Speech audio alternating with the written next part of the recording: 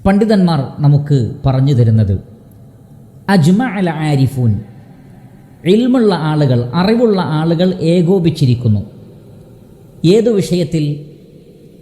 അന്ന ദുനൂബൽ ഖലവാതി ഹിയ അസ്ലുൽ ഇന്തികാസാത്ത്.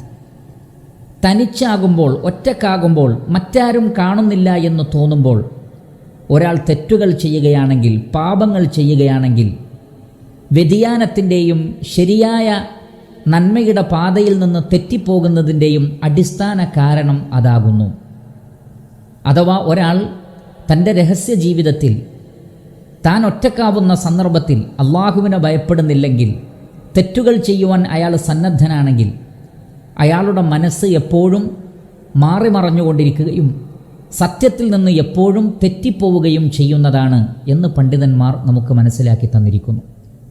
അതേ സന്ദർഭത്തിൽ അവർ വീണ്ടും പറഞ്ഞു, അന്ന ത്വാഅത സിരി ഹിയ അസ്ലു സബാത്ത്. രഹസ്യമായിരിക്കുന്ന ഒറ്റക്കാവുന്ന സന്ദർഭത്തിലും അള്ളാഹുവിനെ ഭയപ്പെട്ടുകൊണ്ട് അവനെ അനുസരിക്കുന്ന വ്യക്തിയാണെങ്കിൽ അയാൾ എന്നും സത്യത്തിലും നന്മയിലും ഉറച്ചു നിൽക്കുന്ന ആളായിരിക്കും. ആ വ്യക്തിക്ക് സബാത്ത് ലഭിക്കും, സ്ഥിരത ലഭിക്കും എന്നാണ്.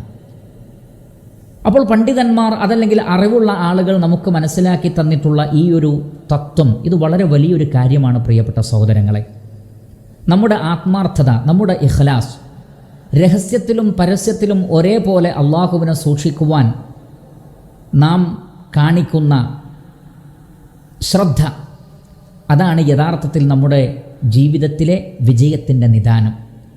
എന്നും സത്യത്തിൽ ഉറച്ചു നിൽക്കാൻ അത്തരം ആളുകൾക്ക് സാധിക്കും. കാരണം അവർക്ക് പരസ്യത്തിൽ ഒരു സ്വഭാവവും എന്നാൽ ഒറ്റക്കാകുമ്പോൾ മറ്റൊരു സ്വഭാവവുമല്ല. മറിച്ച് എപ്പോഴും തന്നെ ശ്രദ്ധിക്കുന്ന തൻ്റെ രക്ഷിതാവുണ്ട് എന്നും ആ റഹ്മാനായ റബ്ബിനെ തൃപ്തിപ്പെടുത്തലും പ്രീതിപ്പെടുത്തലുമാണ് തൻ്റെ ജീവിത ലക്ഷ്യം എന്നും അവർ മനസ്സിലാക്കുന്നു. അതുകൊണ്ട് തന്നെ അവർ ആത്മാർത്ഥതയുള്ളവരാണ്, ഇഖ്ലാസ് ഉള്ളവരാണ്. സഹോദരങ്ങളെ, ഇഖ്ലാസാണ് ഏറ്റവും വലിയ വിജയം. രഹസ്യ സന്ദർഭത്തിലും ആരോരുമില്ലാത്തപ്പോഴും അള്ളാഹുവിനെ ഭയപ്പെടുന്ന ആളുകൾക്ക് മരണം വരെ സത്യത്തിൽ ഉറച്ചു നിൽക്കാൻ കഴിയുള്ളൂ. അല്ലാത്ത ആളുകൾ എപ്പോഴും ചാഞ്ചാടിക്കൊണ്ടിരിക്കും. കാരണം അവർക്ക് അവസരങ്ങൾ ലഭിച്ചാൽ, അവർ ഒറ്റക്കാകുന്ന സന്ദർഭത്തിൽ ഹറാമുകൾ ചെയ്യുന്നതിൽ അവർ മടി കാണിക്കുന്നില്ല. അവർ അള്ളാഹുവിനെ യഥാർത്ഥത്തിൽ ഭയപ്പെടാത്ത ആളുകളാണ്. അതുകൊണ്ട് സഹോദരങ്ങളെ, നമുക്ക് സ്ഥിരത വേണോ മരണം വരെ? എങ്കിൽ നമ്മുടെ രഹസ്യവും പരസ്യവും ഒരുപോലെയായിരിക്കണം.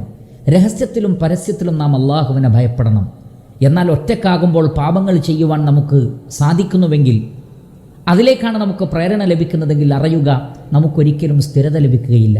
പണ്ഡിതന്മാരും അറിവാളരും നമുക്ക് മനസ്സിലാക്കി തന്ന ഈ ഒരു വലിയ തത്വത്തെ ജീവിതത്തിൽ പ്രാവർത്തികമാക്കണം. അല്ലാഹു സുബ്ഹാനഹു വ തആല നാം ഏവരെയും അനുഗ്രഹിക്കുമാറാകട്ടെ.